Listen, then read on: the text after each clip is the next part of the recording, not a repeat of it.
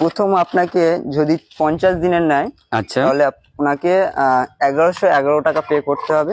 আচ্ছা আর যদি 3 মাস নেয় আচ্ছা, তাহলে ওনাকে 2222 টাকা পে করতে হবে।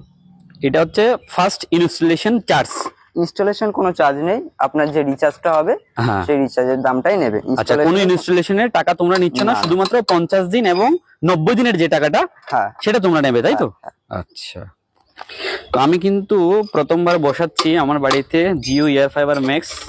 আমি ব্যবহার করে দেখবো। ভাই যেটা বললো 300 MBPS অব্দি ক্যাপাসিটি দিতে পারে। আচ্ছা, এর কোনো প্যাকেজের ব্যাপার আছে যে এই প্যাকেজ হলে এত MBPS পাওয়া যাবে, তাই তো? আপনার যে প্যাকেজটা আছে ওটা মনে হয় আপনার কত টাকা দিয়ে বুক করেছিলেন আপনি? আমাকে তো এটা সিমের সাথে ইনক্লুডেড ফ্রি দিয়েছিল। আচ্ছা, ফ্রি দিয়েছে তো এটা আপনার 30 MBPS 30 MBPS দেওয়া হবে, তাই তো?